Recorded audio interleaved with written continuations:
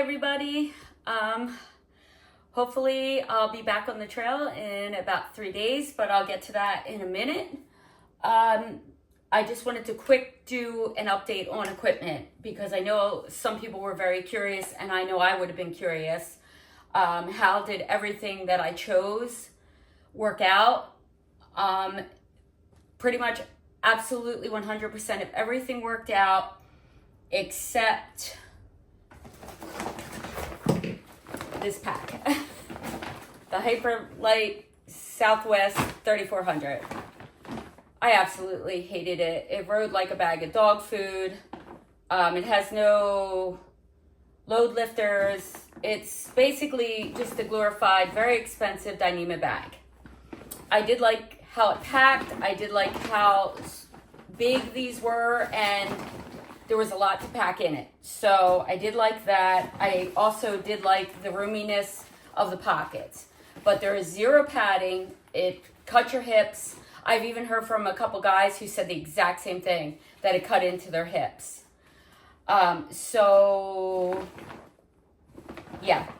we're kicking this to the curb. Bye. And we're going to try the REI Flash. This has way more padding. I won't know until I'm out there with it. But so that was the number one thing that didn't work. I've added some things. These are already my Ultras. These were the 8s, I believe, Lone Peaks. And they do have a hole right through the side top on the left shoe. And this side is about to go too. I would say that they lasted probably 350 miles. I thought it was just 300, but when I think about it, I probably did 50 miles of trail, breaking them in and just making sure that they were going to be okay. So I did not have foot problems, but I will say I did add Dr. Scholl's and also Skechers Go Walk padding inside them and took out the original padding. Also, at REI, they think that these were attributing to the tripping issue that I was having out there, because I've never had tripping problems, but I've also never had a wide toe box. They truly do. I didn't mind the zero drop, but they truly do feel like you're wearing flippers. So they're awkward. So these hopefully were the problem. I either am going to, when I first go out, use my La Sportiva boots that I already have, or these huge Solomon's. I am going back to Summit ankle support. I've never rolled my ankles so much as I did in the 300 miles that I did on the Appalachian Trail. So these look like big basketball shoes, but they're really comfortable. And I don't even feel the urge to take out what's inside them. They have a lot of cushioning, but they make my feet look huge. I measure it just under a 7. I got 8s. And they said my toe is landing exactly where it should be landing. They're wide enough to toe, but not ultra wide like the Ultras. So these will also be in my, I'm not sure if I'm going to go out when I first go out in them or have them sent to me later. We'll have to see. One of the things I am going to bring that I didn't bring the first time was my platypus filter. And honestly, this is just redundancy. The thing is light as air. And as you probably know if you've watched my videos, my Catadine got lost, my Be Free. And I had to get another one, and I lucked out that somebody was able to sell me theirs. So very nice woman. So I'm going to bring the platypus along just as, because it's so light, as a safety thing, because your water is so important out there and you need to filter it. So that will be a thing. As far as people wondering if the Catadine Be Free, I love it. I absolutely love it. I had no problems with slowing down of the filter. I do clean it every day. You just fill it with water and shake it this way. And it worked perfect. The only thing I will say about this, the bag, I still have 2 bags now because I was able to get a replacement bag. This is new. And, but the one thing I don't like about it is the top here is cheap. This is so cheap. It cracks so easy. This is brand new, and you can already see it's starting to get a stress crack in it. So it's really like a disposable water bottle. I don't know what they were thinking, but that is so cheap. My other one is cracked, but it still held the water, thank goodness for me. But I went to this one, so I'm gonna bring the extra bag because that bag is fine. And yeah, so I love it. Didn't have to replace it. Both filters that I have are absolutely fine. I could even bring that along instead. I kind of like that this was fully capped for just hanging out my bag, so that was the reason. So I love this. Love my tent. I only got condensation in it one time, and that was when I was on the grass at Laughing Heart. And with trekking pole tents, that's going to happen. I thought it was because I pinned it too low to the grass, but when I was at Trail Days, everybody's tent had condensation in it. And the grass was short, and they had them high and low, and they all got wet inside. That's just the nature of single wall tents. The Crocs, I wore them a little bit. You can kind of see some dirt and wear on them, but I might just change them and look for something that's a little less bulky, that maybe could be like condensed into itself. It's not the weight, they're very light. They worked okay. I'm not a Croc person. I don't really get them, but they are nice and light.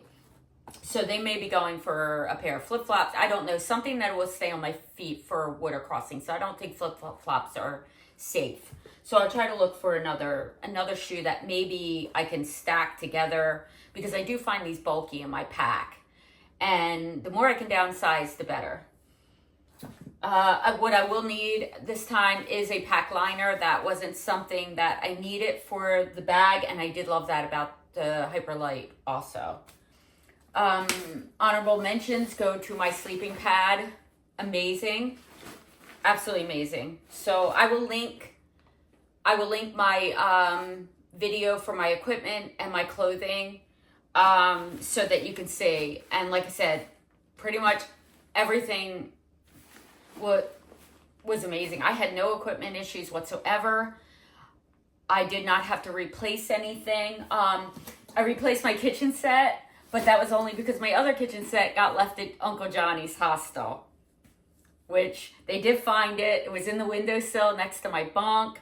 I left it really quick because I had gotten ants all in my food bag. They were climbing on me when I was sleeping, and I just couldn't do it. And anybody can get ants. I got ants in my house this year that were, because of the high amount of rain. A lot of times ants will kind of move inward.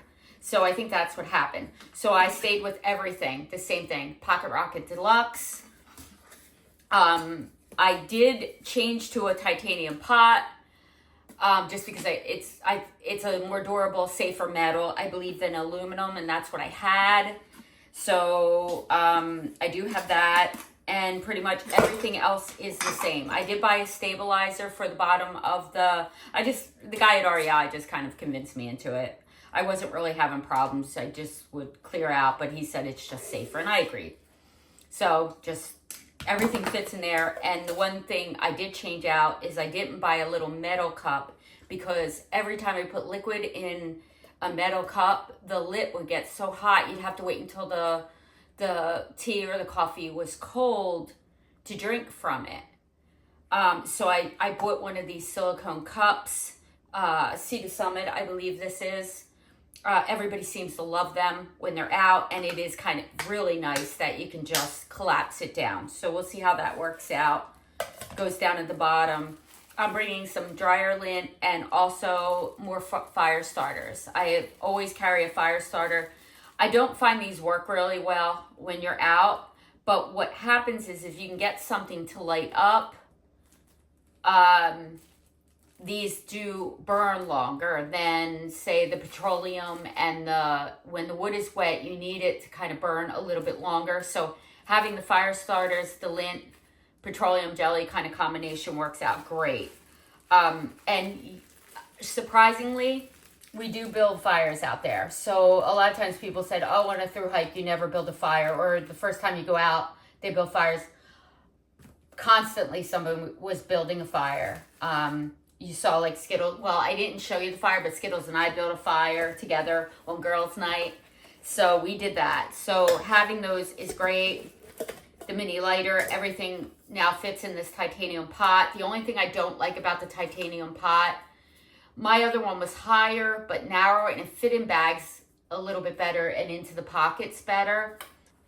Okay, one of the handiest things I've had, and it just, for anything, whether you get a cut, whether your nose is running, whatever it is this little REI Co-op towel that just pulls out and it sticks in. The only thing I would say about this that I don't like is that the clip that clips the towel, I had to rebuy this, is not strong, and it blew away without me noticing it. So I think I'm going to sew it to it. All my clothing worked out. I love my raincoat, worked great. I am going to possibly get a lighter, smaller packable raincoat that I tried on. The guy at REI was trying to be helpful, but he kind of confused me a little bit. I didn't like that the hood didn't come out as far as the Rob does, but the Rob is a heavy duty raincoat. That's great when it's cold out, but I can go to something lighter now. So that North Face that I tried on, I'll show it on the video. I'm thinking about going back and getting that. Okay, so I thought I would share with you some of the tips that I found helpful when I was out there. Just a couple things. One thing was, make sure your smart water bottles look unique. Norovirus is a thing. It went around even trail days. Make sure you put stickers or something that makes your bottles unique, because I watch sitting at picnic tables or lunch next to the streams, people pick up each other's smart water bottles because you can't tell the difference. Produce bags. You can get them online. They are reusable produce bags, so you're not constantly using plastic. These are light as a feather. These are the lightest bags I've seen. I use these now as my ditty bag, using it to contain, I like organization out there. That's another tip.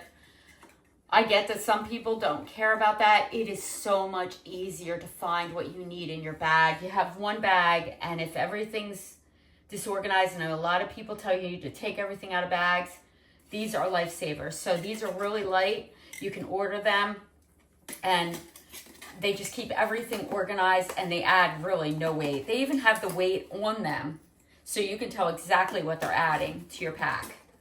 This one's been used the entire 300 miles, and I've never washed it yet. I'm going to wash it now, and it's just a little bit of brown at the bottom, which may have been there when I had been using it for fruit. I had happened to have these, and I was, wow, I didn't think they would last, and they did. Okay, so another thing I found really helpful is I was just using like a plastic, I don't know if you have Wawa's or, convenience store bags on the outside of the bag, but they would rip. So just getting an ultra lightweight dry bag and having it so that you can attach it to the outside of your bag, and then you can put, your lunch for the day in there, or your stove, or something that you don't want to have to go into your pack for. And you can just easily access your lunch. That I found to be so helpful. I know a lot of people are so against anything being on the outside of the bag hanging. I would say half of all people have things hanging from their bags. I don't see what the problem is. You have all these bungee areas where you can just get it to compress to your bag so it doesn't swing around or throw you off balance. And you wouldn't put anything that heavy that would throw you off balance into a bag like this. But that way, even for rain, and Sea to Summit makes these ultra lightweight dry bags. So that I would say is nice to have an accessible outside. You don't have to open up your pack, especially if it's raining, because then you add another chance for rain to get inside your bag. These are so ultralight. Having a full cutlery set, I love it. I like having a spoon, like knife and fork. They're light as air. So, and I also like it to be accessible and also not have to put it into a bag. So I like that it hangs right on the pack. Having a cutlery set right there, accessible either in your bag, your lunch bag, or is really helpful, because you end up, okay, you pack a wrap and you pack a tuna pack, and then you're like, oh, where's my spoon? It's in my food bag, in the bag. So it's nice to always have a cutlery set. I still carry my long spoon for the backpacker meals that have high bags and stuff like that. Another tip is, if you're like me and a lot of the women out there, these are just too big. These meals are too big.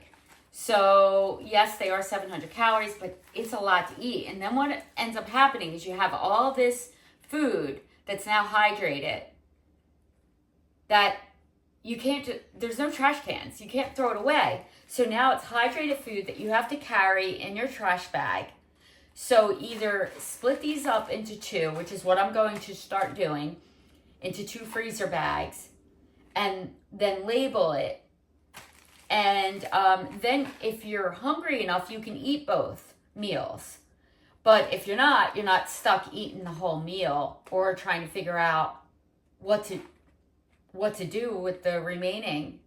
Well, the only thing you can do is carry it, because you don't want to violate leave no trace. So that is kind of I found to be a problem. So like the ones like Wild Zora, go-to really is ramen. I'm not gonna lie, I thought I would eat a lot of ramen out there. Ramen is so easy. You can add dried greens, beans, vegetables to it. My cold soak jar I still have. That is easy. Then I can just hydrate the vegetables in the morning, and then by night just dump them in with the ramen. So you get a little bit more vegetable and stuff. So I have found that ramen is kind of a thing out there. I hate to say it, not the most nutritious thing, but I see why we all eat it. Instead of coffee, I find I've probably made coffee twice in the entire time I was out there for 6 weeks. So I do find that I do use these, and these have sodium and caffeine in them, the electrolyte packs and stuff. So I get ones that have caffeine and ones that don't.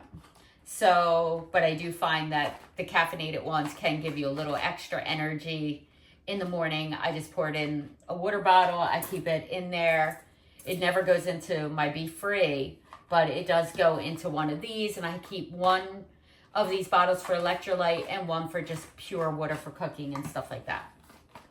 I never put dirty water into my smart water bottles. I always put it through the Catadine Be Free first. Sometimes I filter my water twice if it looks dicey. My favorite junk food for getting up mountains has been Skittles. So funny, because one of my Traveling members' name is Skittles because she's a rainbow of colors, and this was my favorite snack for getting up the mountains. It kind of made me forget how hard they were.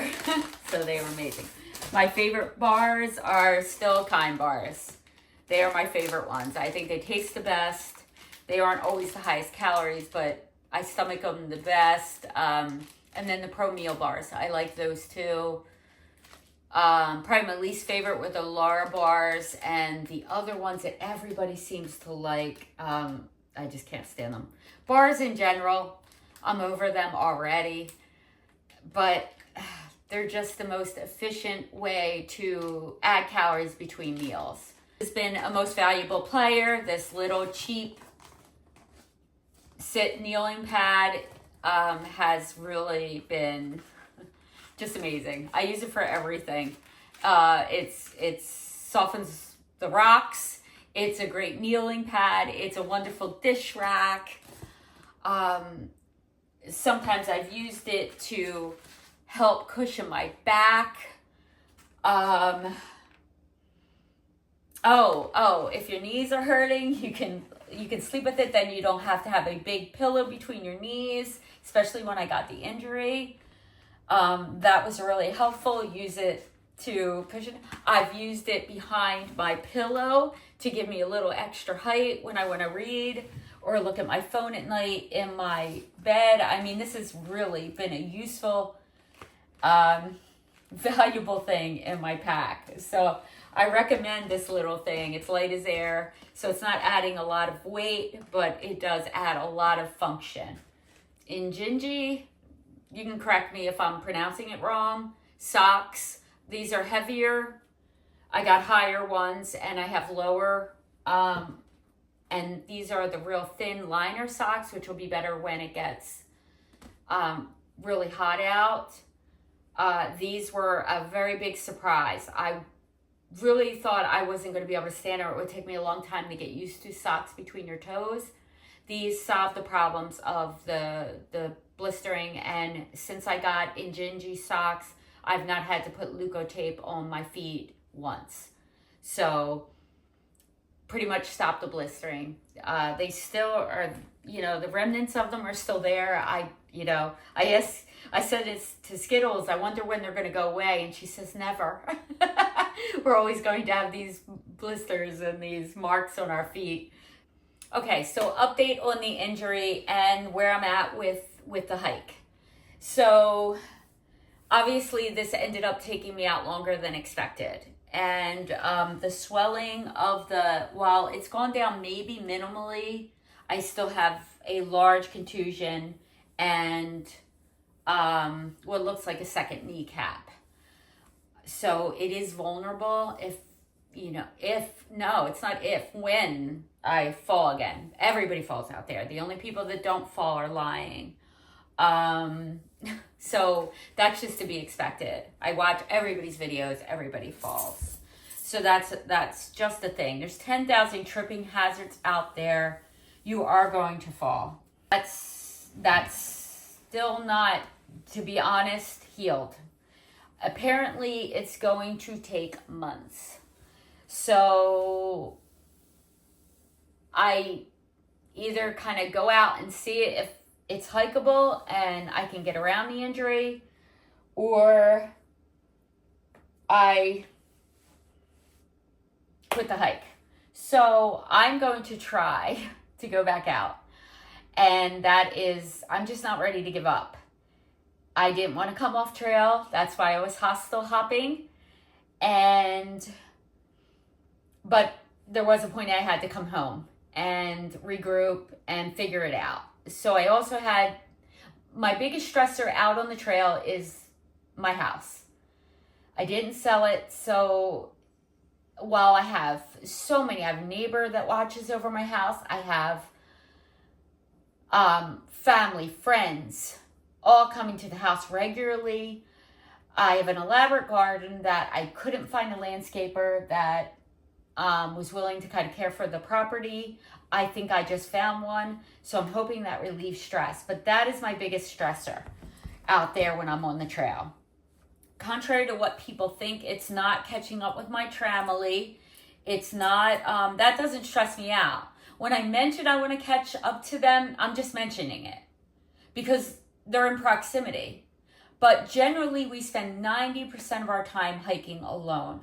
That's just the fact for almost everybody. It is rare to find people who hike at your same pace. Even when you have a tramily, it's just usually that at the shelters at night, you camp in the same places. You usually form a tramily because you kind of move at the same pace. So that's really what's happening. Back to what am I going to do? All right. So I think what I've decided to do is, because I've been out longer than expected, and just to get to a point where the sprained ankle healed enough to walk on, and I feel like I'm doing stairs fine now. I don't know how it's going to bear weight. That I haven't done, and I'm going to go back out on the hike in, like I said, a few days. My daughter and I have already planned it, and she's going to take me where I need to go. The Appalachian Trail Conservancy defines a through hike as every blaze in 1 year's time. That's it. So it doesn't matter how you do those blazes. The word through hike doesn't mean it goes from A to B. It can be a flip-flop. It can be A to B. It can be a north to south, south to north. It can be however you want to do. Sobo, nobo, however you want to do it. So I can back up my start date to, if I back it up to September 17th, 2023, I have over, well, I'm going to put it on the screen because now I forget. I didn't look it up before I have it all worked out, and I'm going to put it on the screen. The miles I have. I actually met Big Willie Dog and his tramily they had a reunion in Harper's Ferry when I did the entire Harper's Ferry section, the canals, Weaverton Cliffs, all that. There was a fire at Weaverton Cliffs that day.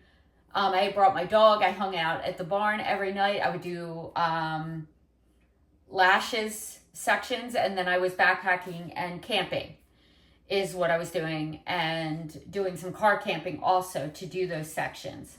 So I have all those miles already. So as long as I get done by the 17th of September, I can add those miles back into the through hike and still call it a through hike. Otherwise, I can just call it a flippity flop adventure. Either way, it doesn't matter. I don't need a badge, but I still haven't given up on the through hike concept. So what I'm going to do is, okay, I'm going to fill in the miles. It's going to be easier to put it up on the screen. I have a 125 mile missing section in PA that I need to do. That's where I'm going to start with on Monday. In a few days, I'm going to start at Southern PA, and I think it's Deer Lick Shelter. And I'm going to go to the 501 shelter, and that's going to be my 125 miles that I'm going to start with. That will then give me, I believe, West Virginia, Maryland, PA, and all of New Jersey. So the middle section's going to be done.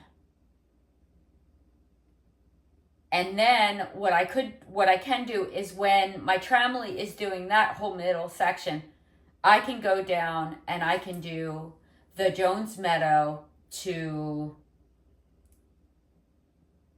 Harper's Ferry section, and then rejoin them from New York to go to Katahdin. If it works out, if they're still on trail, if not, if we can't work it out. Because I say that, don't everybody get too upset that, oh, I have to be with the tramily. Obviously, I don't have to be with the tramily because I'm not choosing to go straight down to rejoin the tramily. I'm going to do this 125 mile section because it's one of the easier sections. It starts out as mainly farmland. So that'll be a good way to strengthen the leg. You just adapt and overcome, and you remain flexible. Because if you're not flexible, you're just going to end your hike. So that's what I'm planning on doing, and we'll see how that goes. I cannot tell you that this leg is going to hold up. I don't know. I really don't know.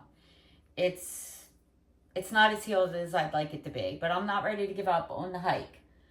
So we'll see how it goes, and we're just going to remain positive and have fun out there while I can. I'm excited. I can't wait to get back on the trail. Trail Days fired me back up. And yeah, so I'm looking forward to it.